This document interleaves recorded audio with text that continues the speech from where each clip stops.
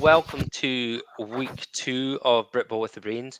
We have not made the mistake this week of randomly starting and then allowing our minutes play over to go on afterwards.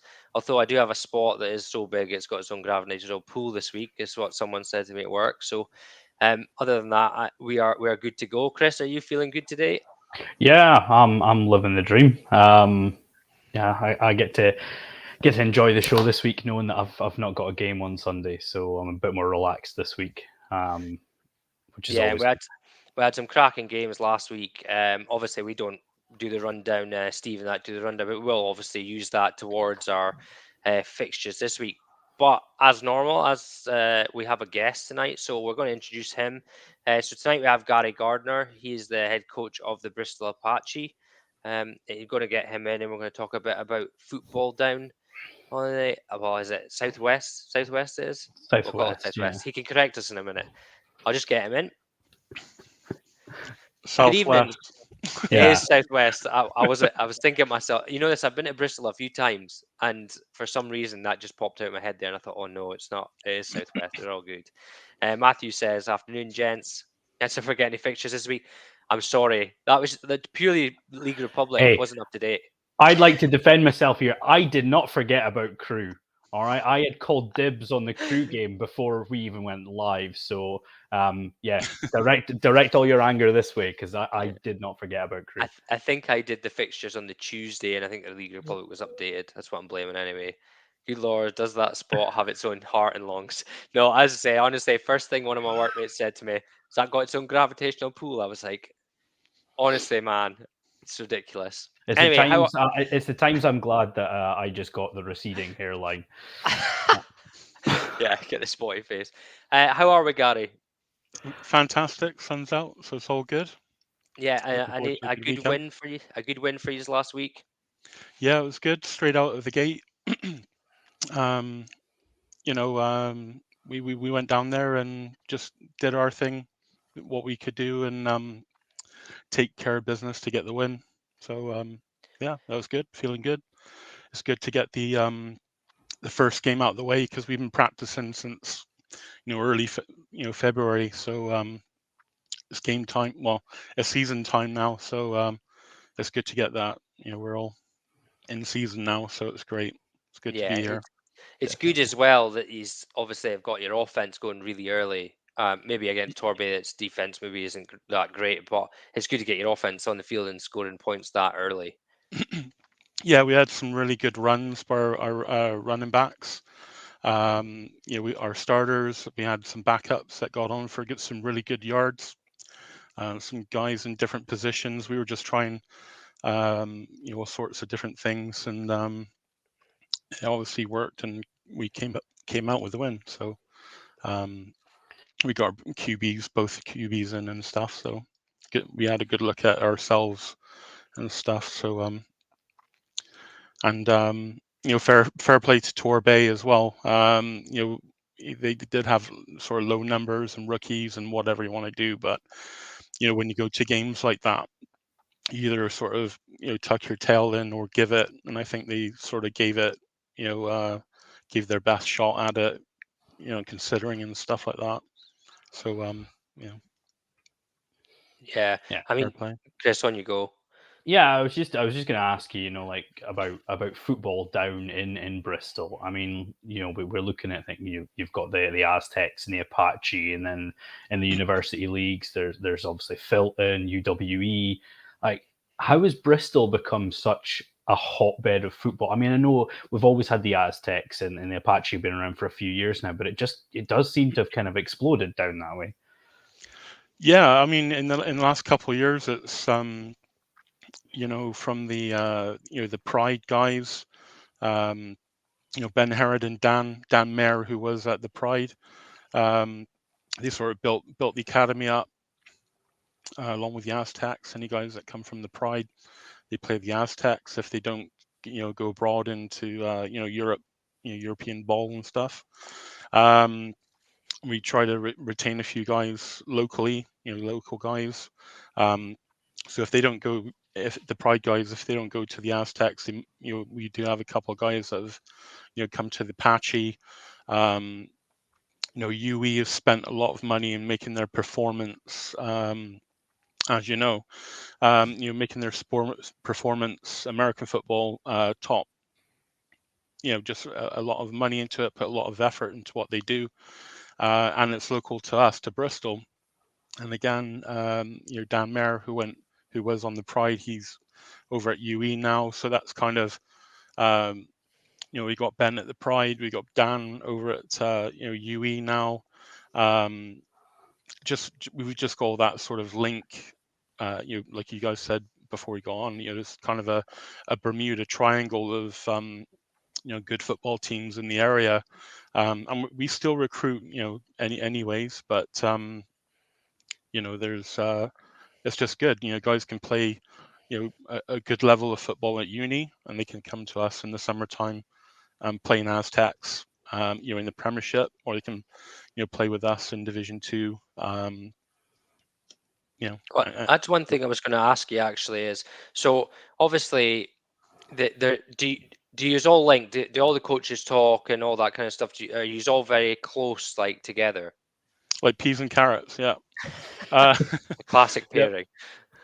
yeah, classic. So we, if I can do any help with the Aztecs, I help them out. They've immensely, the head coach now, Pete Jones, Ben Harrod, and they've put, and Chris Powell's, over the last 2 years. This is my second year head coaching, so they've helped me obviously with the COVID year last year was absolutely terrible, but it was a baptism of fire, I tell you, straight into it, and we kind of hit the road running. And this is my second year and stuff. It's a little bit easier, but we're always on WhatsApp and Facebook Messenger and all that sort of stuff, communicating what we do, what's going on, especially logistics, because having a Premiership team, if we're coming, if we got the Warriors coming to us at home to play the Aztecs, obviously the Patchy guys, help out with them, on the field and stuff like that. So it's, That's we, but that's really solid. And I mean, the interesting thing that I want to know in particular is, because it's something I always query at the start of the season. So is there a distinction between, is it like you all train together and the best players go to the Aztecs, and then the ones that need development go to the Apache, or is it just like a total personal choice and you train separately? a little bit of everything, really. I know some German teams, they practice as one big happy family, like hundreds of people on the field and training at the same time. But we totally practice independent, because it's a different skill set. Those guys, the Aztecs are on, you know, um, what's the word? I guess they're at, not the passion to win and all that sort of stuff. Just different skill set. They're in different times of their lives. We've got guys that do take it seriously. We have guys that use it as a hobby on a Sunday. As you guys do. It's the same at North. I'm sure. Yeah. And when new guys come to us, if they're totally fresh to the sport, I'll take them, and sort of assess them, see how they go. And it's the same thing with the Aztecs. If they've had a chap who's played like semi-professional, professional rugby, they're already in that sort of elite sense of sportsmanship and all that stuff. So they can they've already got the attributes of being an athlete. They just got to transition into the sport, know the rules, and all that sort of stuff. Whereas some guys could be completely, they watched a game on last Sunday and they want to give it a go, which they come to me and see what we can do and that sort of thing, sort of assess how they do. I myself, I played Aztecs for quite a few years, and then I sort of, I don't want to say step down, but I took relaxed a bit and went and played Apache. Some guys play Apache and they want the next level, so they pop up. So in short, it's sort of independent. The Aztecs practice on the game field. We practice on another, artificial turf field, but it's still, we're all in the same facilities. We all got 3G fields. Pretty blessed, to be honest. With all the stuff that we have. Some fields that we've seen of with divots and real grass and stuff like that. It's hard to play on these days. So. Yeah, that's true. Definitely. I think that's great. Like, I mean, it obviously works for you. You've got like a really strong base down there. And I'd say I've just never known exactly how it works down there. So it's nice to know that you're all in our link and there's a bit of discussion, because I always see it in American football is there are those that want to be athletes and there are those that just want to play. And that doesn't mean that an athlete can't just want to play, but there's a mentality to being an athlete, and I think that's the biggest difference. And as I said, you could have people that maybe just can't commit to it as much, but they're maybe just as athletic and could play in the Aztecs team, but they just can't commit, so they want to play for the Apache. And Exactly it offers that. Yeah. everything. It offers something to everyone. Yeah, exactly that. And to be fair, I mean, we're in a lucky position that we've got 60 odd guys registered. When we get to 65, something like that registered. So if guys have in on the Apache team, if they're going off having kids, life commitments, oh gee, coach, I got this big thing going on in work, like that. We're very lucky in the position that we've got guys that we've got that core always happening all the time, that we've got that same number, and whether guys kind of go off for a bit, a week off of practice, or I got to miss that game, we still have guys sort of in situ to take over. And the beauty about that is everybody gets game time, and you're paying the same fees and all that sort of business, but it makes it a little bit more even, Steven. Yeah, and that's great.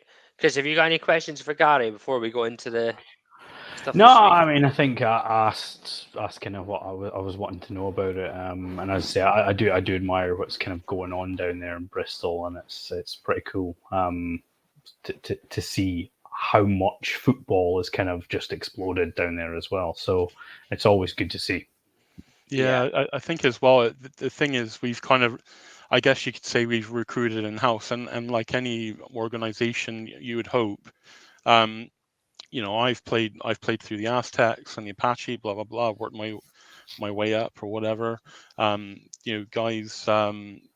Ben Herod's been doing the Pride stuff. Dan's now shot off. We sort of branched over. Pete Jones is, like I say, doing the head coach of the Aztecs now. He played for many years, and we played together. Played many years, and now he's coaching and stuff. So we've all sort of come up through the system, as it were. And anybody else who comes in as well. Obviously, we take care of them and everything, but we've got a good core of coaches that have that have done really well. And, Yeah, that's it. But that's excellent. Coaches that come through the program, like the program, and staying to help the program is, you don't really get much better than that, especially if we've got a passion for the sport. Right. So what we're going to do is Chris, I've explained to Gary about the play of the week. So before I go any further, guys, again, if you're watching, like and share, please, as much as we can. Get these plays out. So we've had a fair bit of me and my brother have been a fair bit busy with work this week, but I had time to look through a load of these plays that were sent in. So we've picked 3, which we think stand out, and there was a lot. There's some kick returns. There was a few big hits this week. Obviously, the one that Sportank already put up, it ended up with like 2,000 views or something like that. And you could hear it from the sidelines. But we've got 3 here, and I'm going to go through them in a second. But I'm going to just share my screen first, we did see a lot of submissions this week, a lot of very good ones. We've kind of narrowed down to the 3 we think. But don't, if your one isn't in the top three or whatever, please keep sending them in, because it was amazing to go through it and see all the different plays. And just because it's not in this week doesn't mean that you won't have one next week. So keep sending them in. We're really grateful for the guys that do. And there was some great stuff. I got some good viewing this week. And you should see the argument that goes on in our WhatsApp chat, because I like some plays and he likes others, and then we have to come to a happy medium. So there's kind of that offense-defense balance as well. I'll always tend to favor an offensive play. Sean's the opposite. So yeah, it gives us good entertainment as well. Indeed. So before we go on, this hasn't changed. Yay! This hasn't changed this week. We have nobody in this area and nobody in this area, and nothing else has changed. So that's fantastic. So we can quickly scoot on and leave that alone. Okay, so our plays of the week. Right, so the first one I'm going to bring up is from the Sussex Thunder versus Wembley Stallions. This is a defensive play. I'll play it first and then we'll talk it through afterwards. So massive shout out to Surge World as well, because these highlights are always just legit. Love it. Okay, so we had quite a few interceptions this week, actually. Few pick sixes, but there's a reason that we like this one the best. And I'm going to see if it'll actually load quick enough to let me show you. So, first of all, this isn't a terrible throw by the QB. Okay, because a few of the videos we got sent were just shockers and they were wide open. This is not a bad throw. This is going right at the receiver. So at this point, this looks like this is the receiver's ball, right? And you know what this reminds me of, guys, is the Malcolm Butler goal line Patriots stand. Who wants this ball more? Is it the receiver or is it DB? And there is only one answer to this one, and it's the DB. The DB comes up, if it actually plays. The DB comes up, more physical than the receiver, great hands away from the body, takes the ball. Now he then sees this guy and he skips out the way of this guy. And then he avoids a tackle of that guy and he manages to gain probably 7-8 yards again. Now, in all seriousness, this is a really solid play. Really great play from the DB, spotting the play, being physical on it, great hands. And really, this is a how a corner should play this. And really, that's a top play for our Yeah, first I think the thing is if you go back, if you go back to where you freeze framed it, at that moment you feel like there's only really going to be one winner, and the best case scenario for the defensive back is that he breaks this up. Now, yeah, from a receiver standpoint, you want to see him working back to the ball, right? And if he works back to the ball, maybe he wins that contest a bit easier. You want him to see him fight a bit more, but the DB breaks hard on this and he has to compete for it and he wins, and then to follow up with a cheeky little hip swivel to get away from the guy that probably should have buried him shortly after he intercepted it, it is great. And it's a really, really strong play by the defensive back there. It is indeed. So our next one, just let me make sure I get this one. So this is our next one. Please open in the right window. So if you know these people's names, get them in. I do have them, but I actually can't load them up without making a mess. So this one here, watch this guy here. So all I'll say is I'll let it play through first, and then I'll talk it through. So here's the play here. Oof. Which teams was this again? Sorry. I can't remember. Like 2 seconds. I'll Google it. No, I'll see who sent it in. But if anyone knows who this is, let us know in the meantime. Because it's a long. I got a good explanation on here somewhere. I'll see if I can find it. I'm trying to think what teams playing red. Is it red? I'm colorblind, so yeah, I thought it was Nottingham originally, but it's not. It is. It is. It's the Caesars against the Romans. That's exactly what it is. Oh, it's is that who it is? Caesars. Yeah, sorry guys, we do have it, but I can't load it up without my computer going nuts. So, a few things here. At one point, I'll pause it at the point I'm meaning. At this point, pause. At this point here, how this guy doesn't get blocked is beyond me. Now, if the play develops, it actually looks like this guy leaks out and he's available for a pass. Someone at the Romans can maybe let me know if that's the case. But if he even has to chip block this guy, he doesn't really do anything. But this guy gets annihilated by the defender. So the guy reads it really quick. I mean, he's up here. The quarterback still got the ball from the snap. Yeah, this guy's watched film, right? I mean, he knows Yeah. exactly what's coming here before the snap. Yeah. He must have been watching film. He must have known this play was coming because he reacted instantly at the snap to where he was going, right? As soon as the running back moved. Yeah. So he annihilates this guy in the blocking, and it's just there, and it's a nasty hit. The only disappointment is that there's no sound, because I can guarantee you this one made a noise. So this one here, he annihilates the blocker, and he absolutely wallops the running back.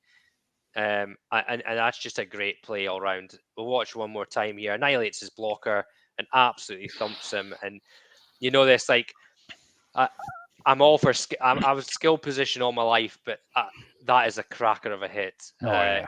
Textbook, shedding a block and smashing into him. That's a good personal effort for sure. That tailback's neck was hurting the next day. Oh yeah. Wow. Don't know how many points the Caesars were up at this point, but that doesn't matter. He's still playing his heart out.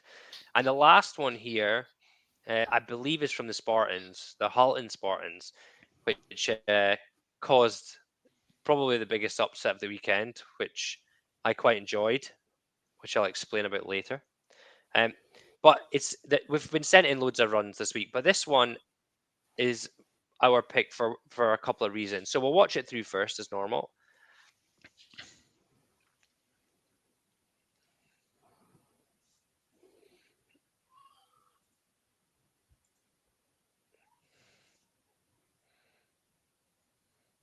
So a great cut, and he's got the legs. Yeah. Now, obviously, running in the house for probably a 90-yard touchdown or something like that. I don't actually know if it is 90 yards, but it must be pretty close. It's impressive enough. But I want you to watch a few things here that I've noticed. So if we just let it run for a second. So takes the snap, takes the ball, right? Now here, this guy, if I'm honest, go down and block him.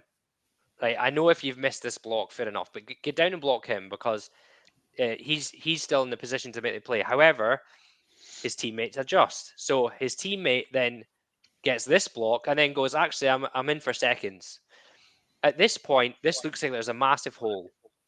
So this running back's thinking, oh, if I'm gone, this guy is going to adjust because he's not being blocked, and he's going to come inside and he's going to make this key block here. So he gets two. He gets two blocks, but this one is key.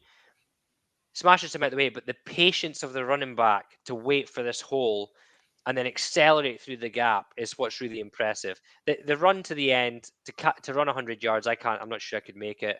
But the patience he shows to set up this block is really good. We'll just watch it again here. So he comes out, one good block, 2 second excellent block, patient feet, and he is off to the races. I think part of that is that the running back's vision made the blocks a lot easier, right? He cut inside and basically baited the guy straight into his blocker and then cut back outside and did it again, you know? It was an amazing job from the two lead guys making the blocks, but the running back has helped them out significantly here by making their lives easy. He basically made them block themselves in a way, really, because they had to run into the guys that were in front of them. So It's extremely good vision, good patience, and then great feet to stay in bounds, and the acceleration is pretty good as well. So overall, a really strong run by the running back there. At this point here, he clearly looks like he's shooting this gap, and he just puts the brakes on and just sidesteps out. I mean, the block's excellent, but that's terrific play no matter which way you see it. So, as normal, we'll let our guests have first pick. So, Gary, go on. Are you a defensive man or are you an offensive man? Which one would you prefer? Right. So, yeah, everything you said about that third one was spot on. Good crash down on the line there to open up all that all that sort of free space there to be able to do that. And like you say, that was a good effort by the running back. For vision and adjusting, like you say, with the blocking. Nice sidestep. Yeah. John Walters. Joe Hawkins. It did. Funny enough, Joe Hawkins. Yeah, it did look like our boy John. I'm gonna go with the second one. I think that was defense. I'm an offensive man, so I do like that. That third one was really good, but I think just with individual effort, getting off the block, and absolutely going after that the other guy. Sorry, Joe. Going after the other guy. He's the running back coach, Joe, by the way. So yeah, he's appreciative. I can't tell. Love it, Joe. Love it. Okay, so that's one vote for play 2. Chris, what's your favourite? Oh man, I'll. The thing is like we've done some of these last year, right? And we watched them, and there was always like a clear winner, except for like one or two occasions. This one's tough, right? It's 3 extremely good plays. I love the competitiveness about from the Wembley cornerback to get the interception. I absolutely love the vision of the running back and then the acceleration. But for me, it's still the Nottingham Caesars play, because not only does he completely blow up his blocker, it's a great form tackle that absolutely you see the running back's soul leave his body the minute he gets hit, right? He's obviously watched the film, he knows the play that's coming, he beats his blocker. He doesn't just beat him though, he blows him away, right? And then smashes the running back in the backfield. And I loved everything about it. So I'm afraid it's 2 for a second vote for the play 2 for me. Yeah, and if I'm honest, it's funny because I'm a defensive guy, but I would have picked play 3. I think the blocking by that, I can't remember if it's a lineman or a receiver, but the blocking to pick up 2 blocks and for that running back to sidestep that and take off like that is just an absolute brilliant. Joe, it's actually me. Chris plays quarterback and I played DB, so it's actually me. But I say, like, it's so strange. The 2 offensive guys below me have actually picked a D play, and I've actually picked the offense. Chris is a very retired quarterback these days. Well, this is Chris's running back. So Chris's running back is saying it has to be 3. In reality, they're all brilliant guys. Don't take anything from them. But play 3 for me, I just can't look away from that. It's Carwin, I think his name is Carwin Chamberlain from Carwin Chamberlain from Halton. So but play 2, you're like, it's voted right out. So play 2 will be our winner. If someone can let us know who that is for Nottingham, I'm sure Grant will let us know. Grant's normally here. I'm surprised he's not told us by now. Yeah, he's maybe not on. It's Friday night. He's maybe busy. But if someone can tell us who that is, we'll get a certificate out to them. It was an absolute cracker. That to beat that block, and absolutely wallop that running back, deserves it. So well done to our player of the week from Caesars. Right, on to game of the week. Now, game of the week is no surprise to anybody, or it shouldn't be. There are a number of great games this week, by the way, which we'll talk about soon. But this is definitely game of the week. This is the first encounter for the North. I actually thought Tamworth were at home. It's maybe just the wrong way around on here. I can't remember which way it's round, but either way, this is an absolute cracker of a game. Chris, you can head this one off. Who do you think? No, according to mine, it's Manchester at home. Fair enough. There's a couple of factors in this. We've seen the rise of the Manchester Titans. Back in 2019, I believe did they split with the Phoenix, or did they beat them? No, I think they split, wasn't it? It's one of those. We've constantly seen the Titans get better and better.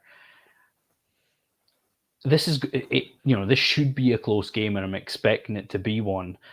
I'm just trying to make up my mind whether I think that Manchester being able to get their first game out of the way, get that rust off, is a factor. I mean, I think the thing that would maybe concern me from that standpoint is for for as good as the Titans were, Sandwell were equally as poor in a lot of phases of the game. I mean, you look at some of the touchdowns and, quarterbacks rolling out to the right-hand side and nobody's covering the deep wide receiver.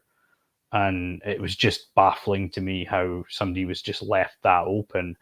Um, Come on, did I take all night? I know, but I'm not sure. Because I think I know what way you're going to go. I'm going to go opposite and say the Tamworth squeak it. How do you know I'm going with Titans? I haven't even told you. You put them above Tamworth in the power rankings, so that's my logic brotherly behind it. sense. It's a brotherly sense. That's what it is. Breen tuition, we call it. That's what we used to call it on the field. Gary, I'll let you go next then. Who do you think's got this one? Manchester, I think. Yeah. I mean, I just think, I don't know. It just seems to be Manchester. A lot, all the talk is about them. Tamworth, they had a good year. They had, against the Blitz and stuff like that. Got to the finals and stuff like that the other year, a couple of years back. But I don't know. I think there's a couple of guys come and go from Tamworth. So I don't know. I guess the bandwagon's up in Manchester. I don't know any more further details, to be fair. I think one thing that kind of factors in for me is when you look at and I know it's two completely different teams, but when you look at the university finals, I think everyone outright was saying UW in a blowout because they were just that good. But you just can't write off Coach Scott, can you? That Nottingham team were up for it and they look good. And I don't know. I'll stick with what I'm saying. I think that'll play a factor though. Yeah, well, I'm actually going to use Coach Scott as a factor as well at some point, but he has not long finished uni season. So I don't know if he's been with this team the whole way through. Someone can correct me. I have no idea. I'm just totally guessing here, but I would assume that he's been with the University of Nottingham until very recently. So has he spent a lot of the offseason with Tamworth? I don't know. Now, you're right in what you say. Manchester have had a game against a team that is not great, but they managed to get their offense in and score a load of points. So does that make them fresh? Now, this is the best offense in the North versus the best defense in the North. And my concern for Tamworth is always their offense. They can run the ball at you, but their QB play is always inconsistent. Now, if I'm led to believe right, one of their QBs from last year is playing in Lisbon. I don't know if he's going to be back. They've also got a junior guy that might be coming up. So there's a few factors there that we're not sure about. But what we can be sure about is that none of these teams are want to lose. Like both these teams are wanting to go out and win this because they'll put an early notice out to the rest of the division that we're the top guys in the North. This is going to be close, I would think. If it ends up as more than 2 scores, I'd be distinctly surprised. But Manchester can put points up in a hurry, whereas I don't think Tamworth have that ability this year. I think they did back when they won Britball, but I'm not sure they have that ability this year to put up points as fast as Manchester do, and that is the only reason I'm going to go with Manchester. I think that the ability to put up points is what's going to separate these two teams. Saying Tamworth 0, Manchester 21. Yeah, they did split. Yeah, thanks for that. So they split it. So you can see that they shut Tamworth out the first game, and that was actually away. And then Tamworth beat them at home. So Manchester are at home. I think that benefits them, even though this wouldn't suggest. But I do, as I say, Tamworth scoring is my biggest issue. So we'll wait and see. Oh, well, we've got 2 votes for Manchester, 1 for Tamworth. So we'll see how that one goes. Now, I'm going to stop sharing my screen so we can go into these fixtures. Right, fixtures this week. Now, I've said to the guys, I cannot be on for more than an hour and 15 minutes tonight. So if we start cutting off bits, it's not because we're lazy. It's because I've got to go. So first game of the week is the DC Presidents versus the Nottingham Raiders. Chris, lead us off. Yeah, I mean, DC came into the league last year, came back into the league last year rather, and kind of found it quite tough. And it was a bit of trial by fire in some ways, despite the fact that they were only playing outside the Northumberland Vikings, so we're playing teams in their own division. Nottingley struggled, but they got better as the year went on and actually beat Humber at the end of the season. It's a close game for me, but I'm going to side with Nottingley. I know my pal Kenny won't be overly happy with me saying that. He's a player coach at DC, but I'm going to side with Nottingley this week. Gary? Nottingley, I think. Yeah, so Nottingley, go on, Gary, carry on there. I was going to say the DC Presidents they're quite a young team in terms of they've only been in the league a couple of years now. Is it second? Well, they came back. They came in back in last year for the COVID season. Was their first year back after quite a long hiatus. Yeah. I remember playing them back in, I think it was 2013.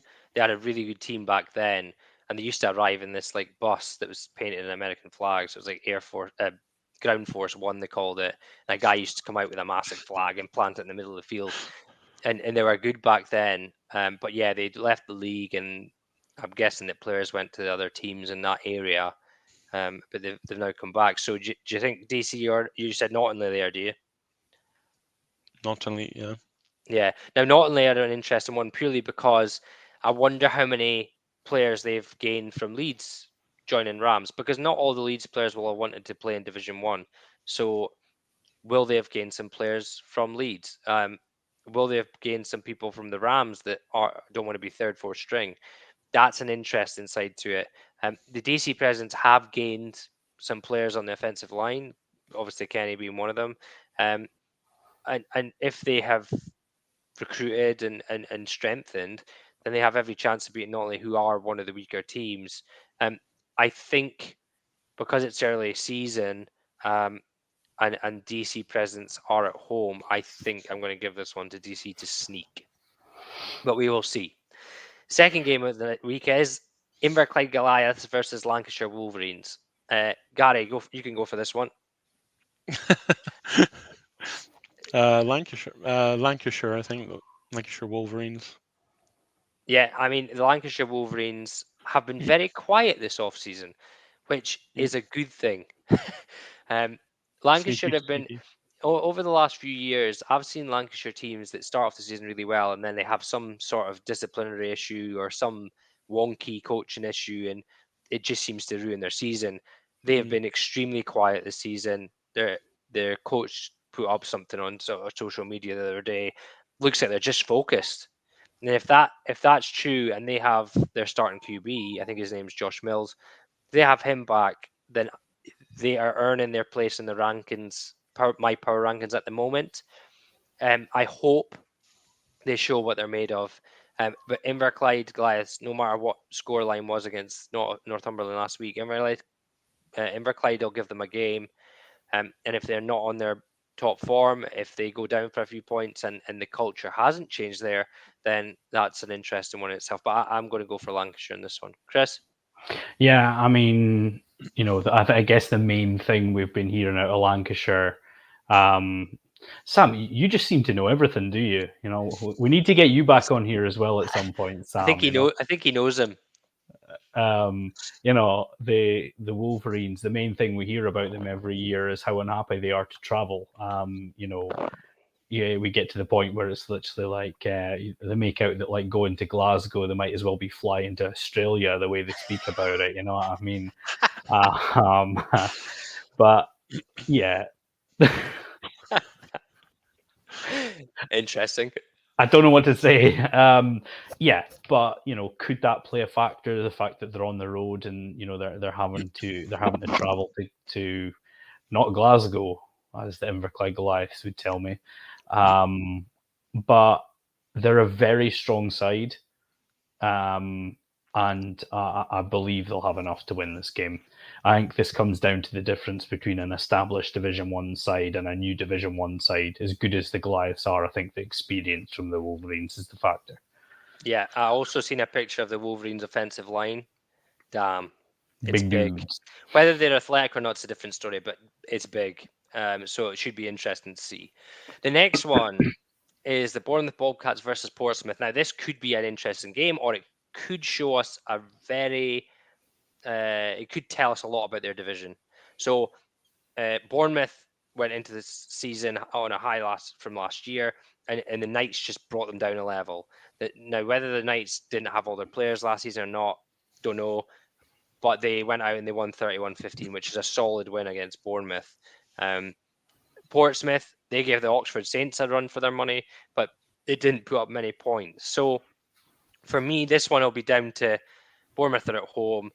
If they're able to put up points against Portsmouth, I don't think Portsmouth have the firepower to do the same. So for me, it's going to be Bournemouth all the way. Gary? Yeah, I agree with that as well. The Bournemouth Bobcats always had they've always had a good defense, to be fair. So yeah, if that's the case, it's going to be a tight one. I think the defense will step it up, and then the offense, if they're sputtering, it's just going to be a bit of a defensive win, on that one. Yeah, Chris? Yeah, I mean, I think I don't really want to read too much into the Knights of last year. I think, obviously they came out and beat Bournemouth handily at the start of last season as well. They beat them, fairly comfortably to start this year too. But I reckon even then that Knights team is better this year than they were last year. So I don't necessarily feel that that's a reflection on Bournemouth. Portsmouth obviously had their struggles last year, and they lost to Oxford, who had their own struggles last year as well. But I think Bournemouth win this game, and I think it's quite comfortable. Yeah, shout out to Oxford for winning, by the way. Yeah, I'm all with Oxford. I want them to win, so I'm glad to see that. I was expecting some offensive or whatever it was touchdown videos, though. I thought, yes, red zone touchdown. Please be a red zone touchdown. We never got videos, so one of these things. The next game, Dunfermline Kings versus Clyde Valley Blackhawks. Now, Chris, you have a little bit of a poke for this one, do you? Yeah, I mean, please don't misunderstand me here, because my grievance is not with Bafra on this one. This is going to be the second game in 2 weeks from this division that there's no officials for, and it kind of frustrates me a little bit because we're inevitably going to face the same problems at some point this year. The Kings put a shout out today looking for officials. And I think what's kind of unfortunate about it is, Bafra do an amazing job. And we've got some really good officials up here, and I know a lot of them. And I was doing my training as well. And I said when this projected 14-week schedule came out that they were putting Bafra were putting Bafra in a hell of a lot of trouble. And I was called an uninformed keyboard warrior for saying such things. And here we are in week 2, and 2 of the games in this division haven't had officials. So am I still an uninformed keyboard warrior, or did I just hit the nail on the head? It's but I hate this because Bafra are the ones that take the flack, right? And they shouldn't be. And I stand by that statement that I said at the time, that they shouldn't be the ones taking the flack, because it's a thankless job, isn't it? They stand there, even like guys like me, I know a lot of them, and they still take the odd ear bending from me when I don't like calls, and it's not out of disrespect. They do an amazing job, and I want to have Bafra officials for every single game. They do the best job they can in the situation, and I said at the time that they would be the ones that were getting thrown under the bus, and I was slaughtered for it, and yet here we are. And we don't have enough to cover the games, and it sucks to see, because the teams deserve officials, and because the difference in standard between games without them, as shown last week on a lovely video. I mean, I seen a video clip from a game that was self-officiated. I won't say where, and the that's tough, But I seen a clip from a game that was self-officiated, and the guy who was on the sideline was about 40 yards behind a touchdown pass, and rather than signalling for the touchdown, he had the surrender cobra up because it was his team that conceded the score. No bias here. You know Oh what I mean? no! You know what I mean? And I burst out laughing at it because I was like, but this is why we need the BAFRA officials at games, because the standard just when they're not there. So it's not. It's honestly, trust me, it is not a dig at BAFRA because they do an amazing job. I'm annoyed because I said that this would happen and they'd get thrown under the bus. And as I say, I got called as an uninformed keyboard warrior for stating so. When here we are, I'm right. So it sucks to see it because they do such a good job. But it is what it is, and yeah, I mean, I'm not expecting my apology letter in the mail either. I'm under no illusions on that front. But we move on. As for the game itself, we play the. That would make too much sense, Pete. That would I make too much sense. see. I get where he's coming from, but you're gonna what side are you going to put the level ones on, and are you going to put them on the opposition sideline? What club do they come from? It just, and then you have officials who are spending more time trying to teach a guy that has never ref before during the game, and it becomes just a bit of a. Careful. I get the point. I don't necessarily agree with it because you're asking too much of the guys that are already there to try to do a tough job. I struggled being a lineman, an officiating line person. It's a horrible job. And it's so tough. That was a pride scrimmage. That was a pride scrimmage for crying out loud, and I was getting chewed out. It's such a tough job, right? But they do a great job of it, and I hate to see it. But onto the game itself. Kind of, I've had my rant. As I say, I'm sure I'll get some sort of abuse at some point anyway. But we played the Blackhawks last week, and we know what they are. They're a very physical team. They had absolutely massive defensive tackles. I mean, the boys were hard to shift, and offensively, like, they ran the ball very effectively. We seen the Kings coaches down there filming and taking notes. A little bit offended that Coach Don Edmonston didn't come and speak to me, but I'll let him go. He was obviously a busy man and whatnot. But yeah, I mean, I think this could be a decent game. I mean, I don't. The bottom line is we don't know much about the Kings this year. We haven't heard anything about them. But I think it's Monday, Tuesday you find out. I think that's how it works. And it's, again, you've got to consider people being available, people getting sick or whatever. The same. There you go, Chris. That's why you can stay. What's that? He was driving Coach Don. Okay. Fair enough. I'll let him off. I'm sure he'll catch up with me at some point anyway. But we haven't heard much from the Kings this year. And it does kind of leave a lot of questions. They were decent enough last year. I think they really made a good progressive step last year from when they played their associate games, and they kind of struggled at times. But they beat the Highland Stags at one point last year, which was kind of a big shock at the time as well. So I think this could be a really good game. I'm going to black the Blackhawks. I'm going to back the Blackhawks. That was a tongue twister and a half at the end. But I think it'll be close. But yeah, I'm going with Clyde Valley. Yeah, I mean, the thing is like you're right. Like, we obviously played the Kings last year, and they didn't really give you a huge amount. Their secondary was actually pretty decent. Like, we struggled to throw any passes on them. But physically running at them, it seemed to work. But I'm sure Don will have noted that down for this season. And I was away to say, it's not like Don would have snuck in hoping you didn't notice him. So, no, he sticks out like a sore thumb, does Don. I mean, I spotted him from a mile away. That's me getting payback for him telling me to kick if we win the coin toss. So a lot of respect to Don. He's a great coach. Yeah, I think Clyde Valley, they've obviously got Jordan at running back, and he is a load to bring down. So if they can get him moving, I think really it would be it should be a Clyde Valley Blackhawks win. But you never know. Dunfermline play on the top of that really windy hill as well. So Honestly, honestly, imagine the because windiest place you've ever been to and then double it, because it is right up on a hill with nothing either side of it, and the wind blows straight across it. It doesn't matter. You could go there and it could be 35 degrees and sunny, and it would still be blowing you like away off the edge of the hill. Last year, I spent loads of time laminating my sheets so they wouldn't get wet, and this didn't stop them getting crumpled though.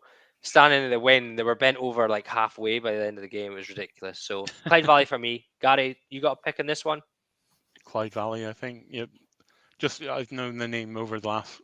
To be honest, just over my time in Britball, Clyde Valley's always seemed to have been a strong side, playoff contenders and stuff like that. So yeah, they have been over the last few years. Just Surely it'd be a discussion. Chris, you can yeah, answer this. just on Kieran's point though, the thing is that by what I'm led to believe anyway, the season was condensed from 19 game weeks to 14 game weeks, despite the fact that we're adding more and more teams every year, right?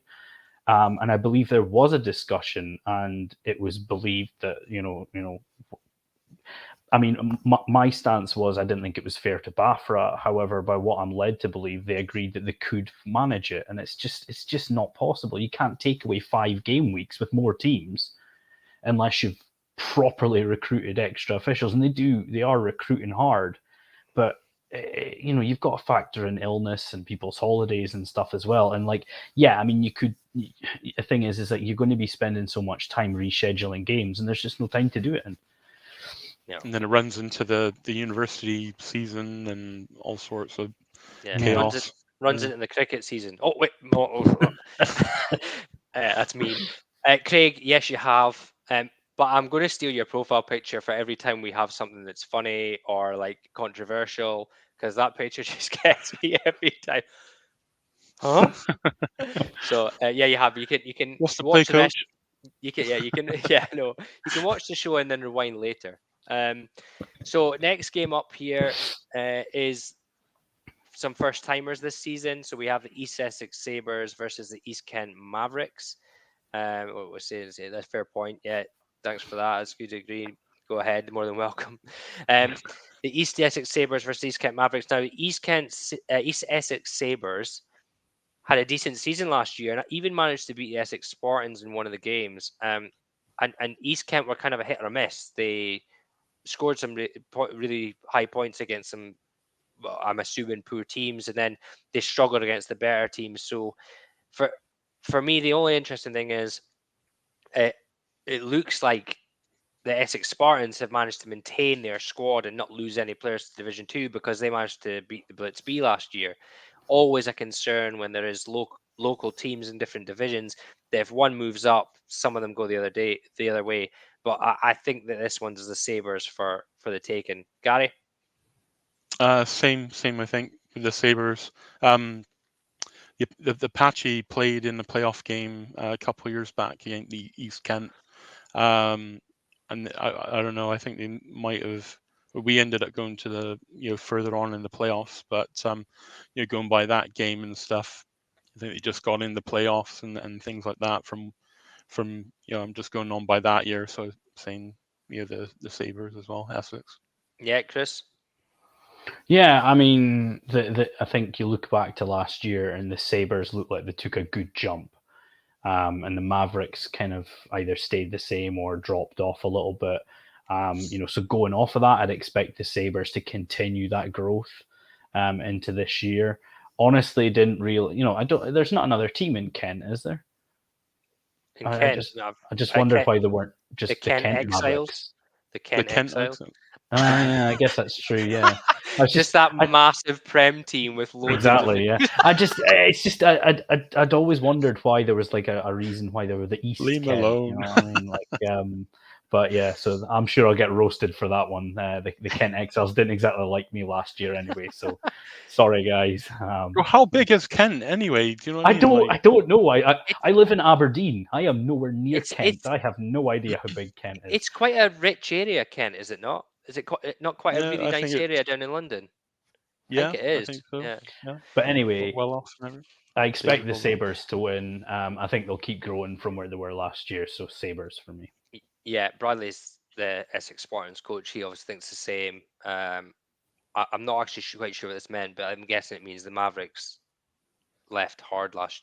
I'm guessing it means it's hard last year. Don't forget about Southeast Squadron, Southeast Maidstone. Southeast Maidstone. Mac's not a good team last year. Yeah, that'll be interesting. Southeast Squadron. Yeah, Southeast Squadron are Maidstone Pumas. I mean, there's no way I'm supposed to know that's reinvited. Kent. There's no way I'm going to know that that's Kent. No, not a chance. Their name's totally different. Right, next one is again Essex. So Bradley will be happy with this one. Chris, I'll let you go first in this one. Oh, I mean, yeah, the Cambridgeshire Cats obviously suffered a bit of an upset at the hands of the Hornets last week, and the Essex Spartans.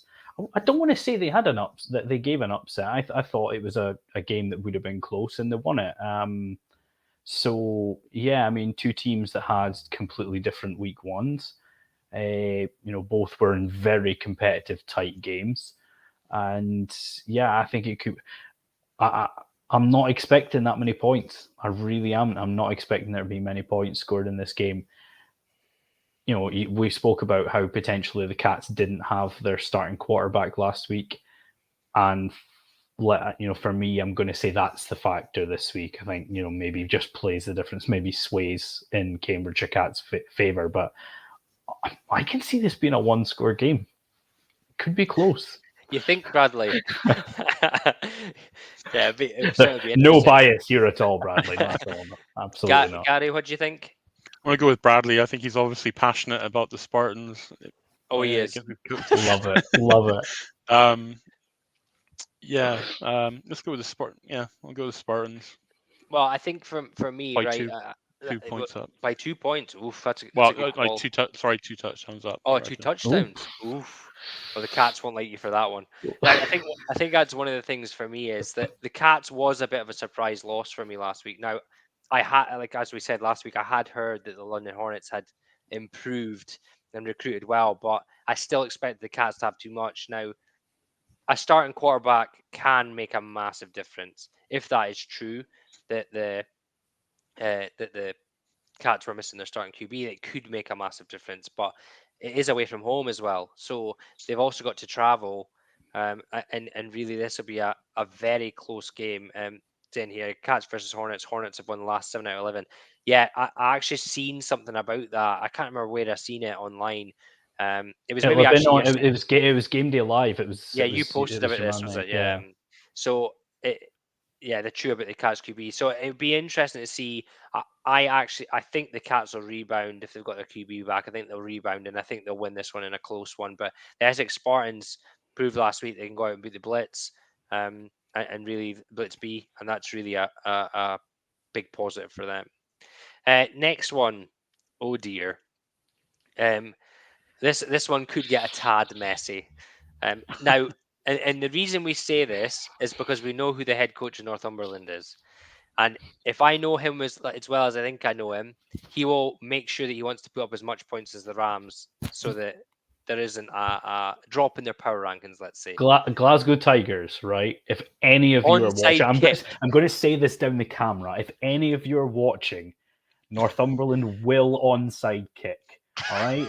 Don't gamble on it. They are going to onside kick. If I read on social media that Northumberland have recovered an onside kick, I am going to be spewing with rage next week because you've been warned, and I've warned teams before. They're going to onside kick it. It's not going to matter though. It's not going to matter in this game. And I think we spoke about this before the show. I put that in. I think that was my my caption in my what we learned this week. I said that the Hornets sting the Cats. I don't think enough people are talking about the Yorkshire Rams win over the Glasgow Tigers because of the loss that the Steelers had, but to the Titans, and there was another one as well. I think there was another big win that was kind of talked about, but 80-7 is a huge. That's a devastating win or devastating loss, whatever way you look at it. And the Rams look really good. From what I've seen, from my opinion, I thought the Rams looked really good. It did look like the Tigers were struggling. Now, okay, they're at home this week instead of having to travel to Leeds. But that Northumberland Vikings team is very good. They're probably one of the favourites for winning Division 1 this year. And if they go up early, I can see another 80 points coming their way. And I hope I'm wrong. No, and that is No. not Astro. That is Yeah. not Astro turf. Sandpaper. That is a hockey pitch. It is green concrete, is what the university used to play on. You know, I hope I'm wrong. I really do, and I hope the Tigers can kind of pick up, better than their first game. But this is not the team to do it against. I think Northumberland win by a long way. Yeah, Gary. Same. I think you sold me on that one. To be fair, I was going to say the Tigers, but Don't do it. I think this is the thing, is that last week I watched the highlights from the Rams game, and in all seriousness, there was a couple, I would say three, 4 touchdowns that Tigers players were really close to making plays on the ball. A few of their safeties, like, you're in the right position, just come up and level the boys. Like, a few times they come up in the right position and they just stop at the point of attack, and that just ends up being a touchdown. Like, once you're in that position, just lower the boom. Like, don't let these guys catch the ball and take it down. But I mean, in all seriousness, they were close enough on a few plays, and their trick play at the start of the game was very, very good. It almost made it into our plays of the week. So if that guy scores, it makes it into the play of the week. agreed. But he just didn't have the speed to get the rest of the yardage. He did a Sean Breen. You can't make the 80 yards. He just dies at the last 10. So this is the same way. This is a Vikings win all the way. I think they'll go and try and put as many points in Glasgow as they can. But it's up to the Tigers just to dig in there and make it difficult for them. See if this comment. Who's this comment from? No Dunfermline. Less chances for scheduling classes down there. We have a decent selection of officials. Kent Exiles versus London Olympians. Now, they had a brilliant social media post of a game of tic-tac-toe with O's versus X's, which I thought was absolutely class, which I can't find and can't show you. But this could be a decent game, or it could be really one-sided to Kent, in my opinion. Olympians, you can't take anything by getting beat 40 odd by Blitz if Blitz are back in form what they were.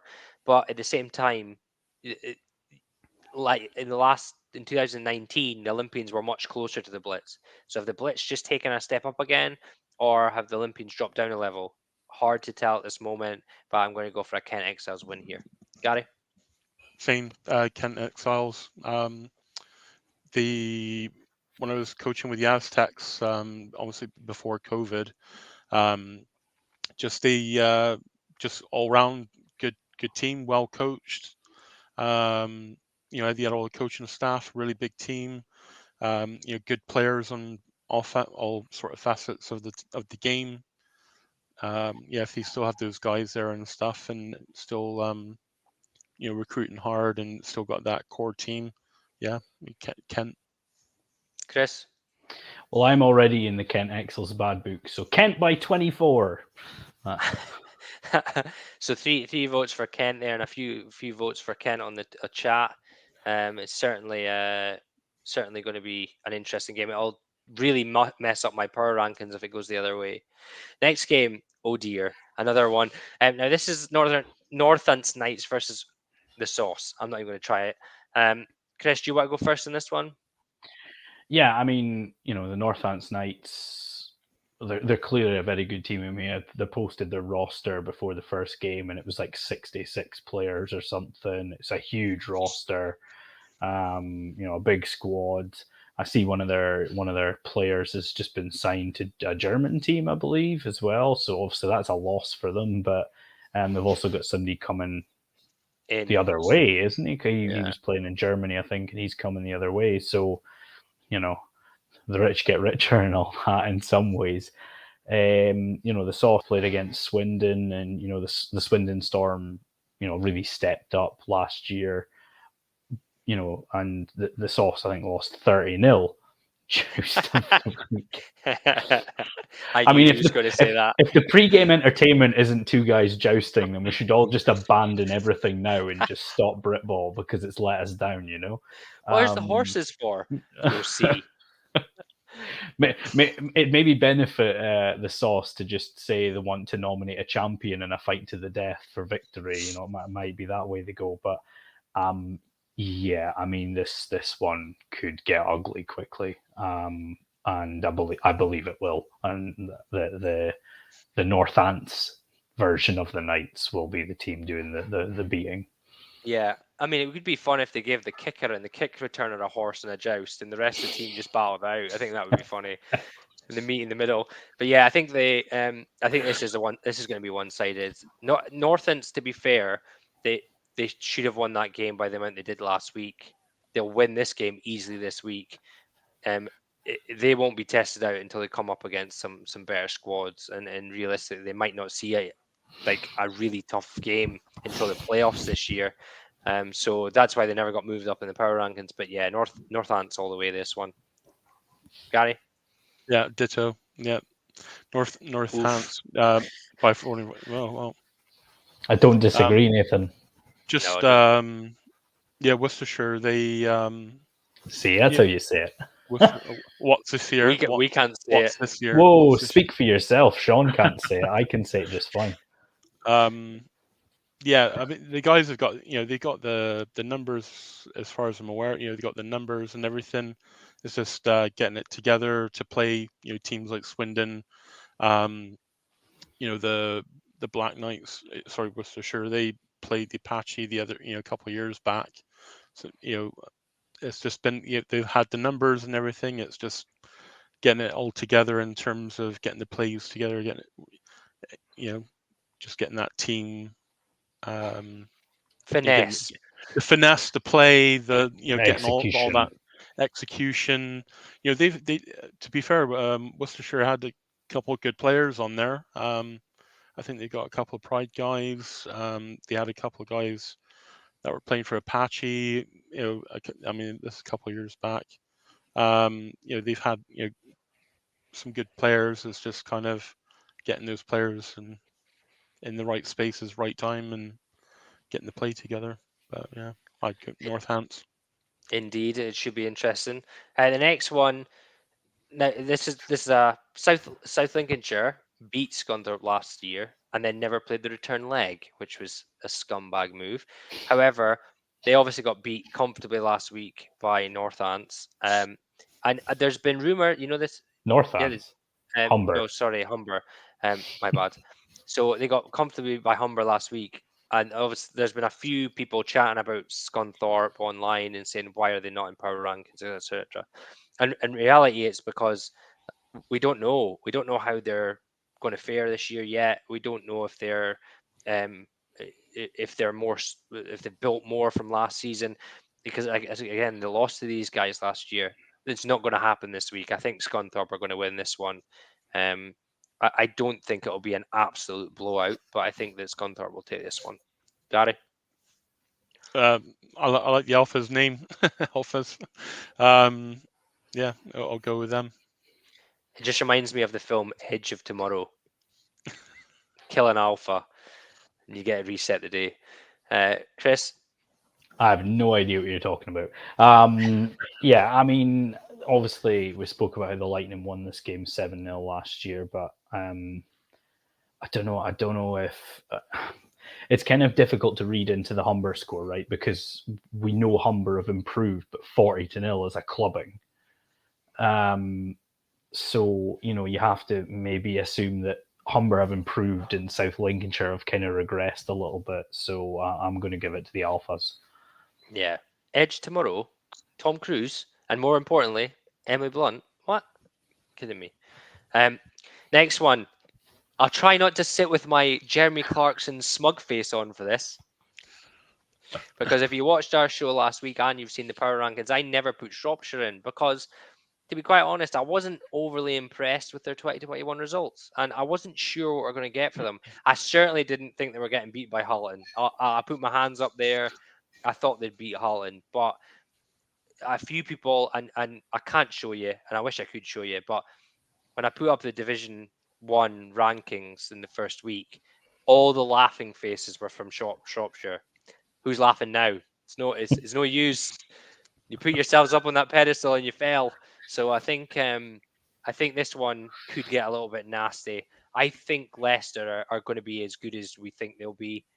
Still got the QB from last year, as far as I'm aware. Played pre-season against the Wolves, 20-12 they lost against the Wolves in Edinburgh, I think. So I can't see this one even being close. I think Leicester will come out and score early, and whether they rotate or not, it's a different story.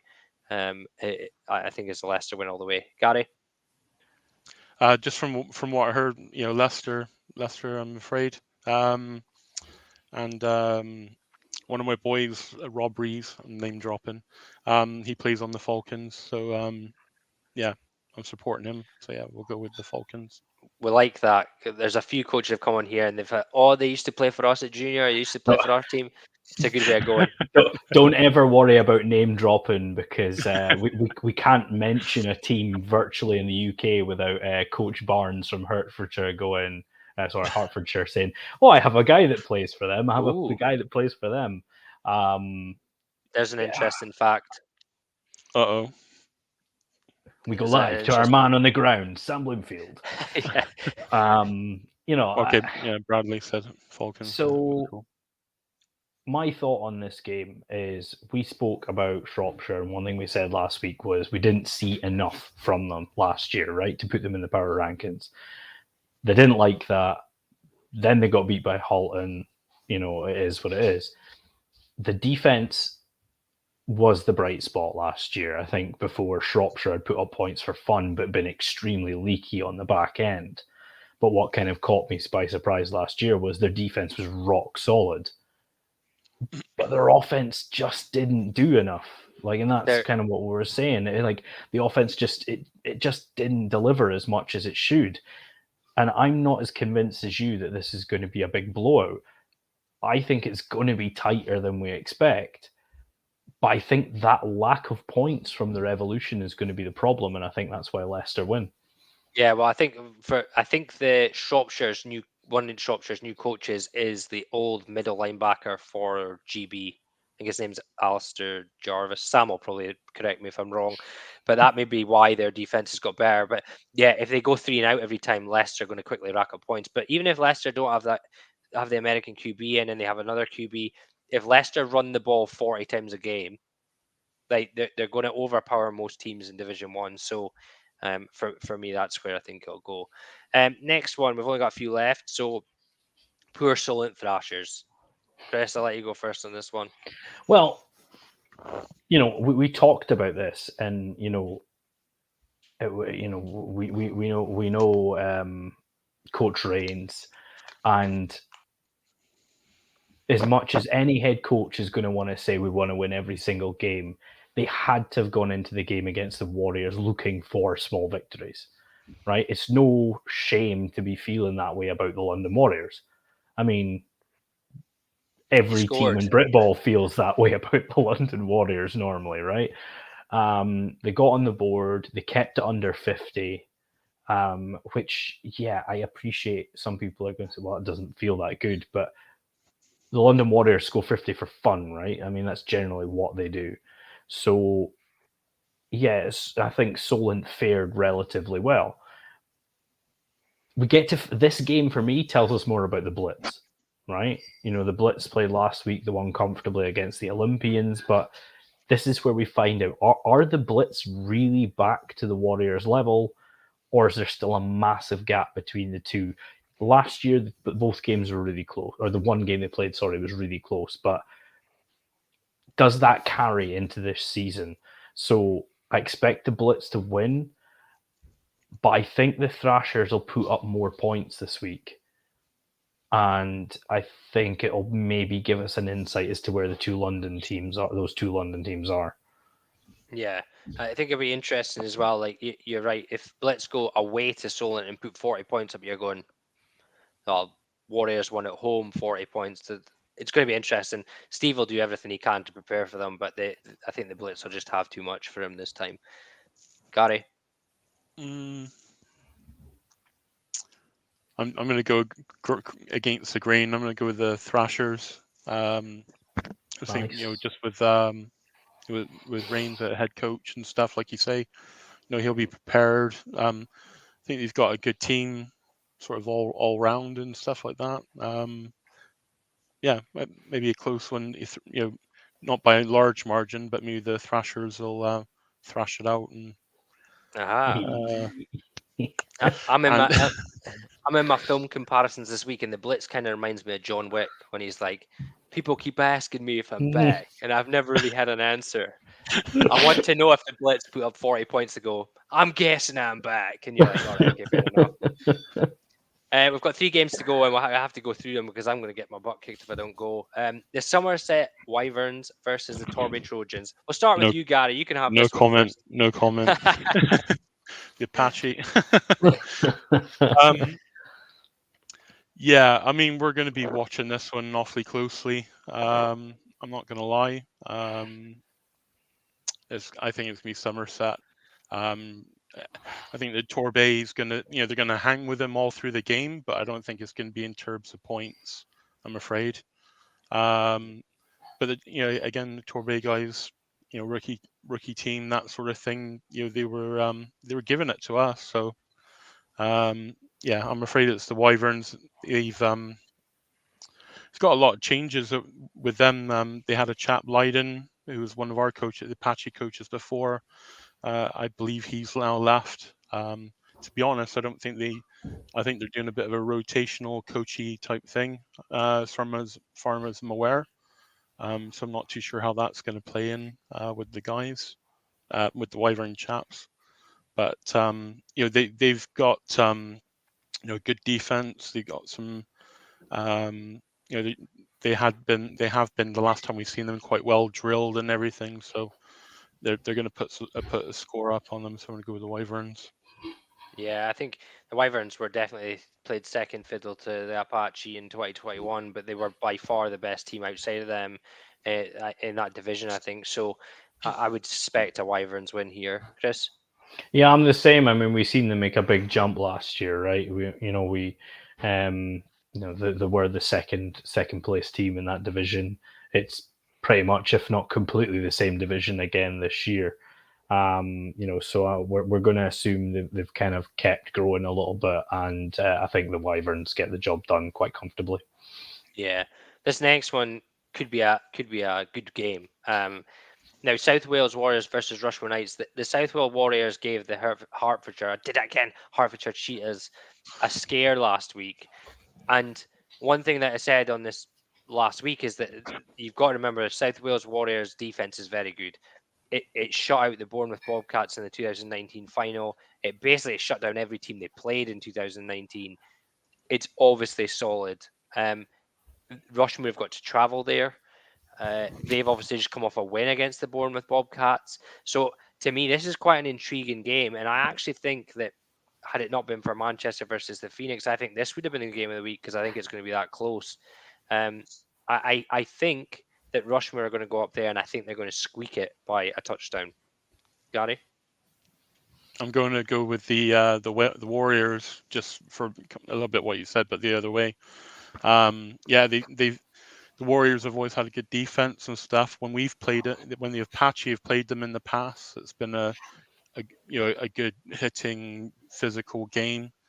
And they were playing the Aztecs last year. Same thing. They played the Aztecs, and they stood up with them, hung with them, and everything. So yeah, I'm gonna go with the Warriors. Chris? Don't mention the Raptors on this show. Who was that? I seen it pop up. I didn't see who it was. There we go. Aaron's doing laps next week. Don't mention the Raptors to me. All right, the pain is still very real. Yeah, I mean, we know the South Wales Warriors defense is good. They kind of struggled a bit more last year, which kind of maybe made us misjudge expectations for them this year a little bit. Hertfordshire really struggled to get that offense going against them. I mean, we've seen their defense made some incredible plays. Hertfordshire's, including a pick six, which was quite frankly a horrific throw on a screen.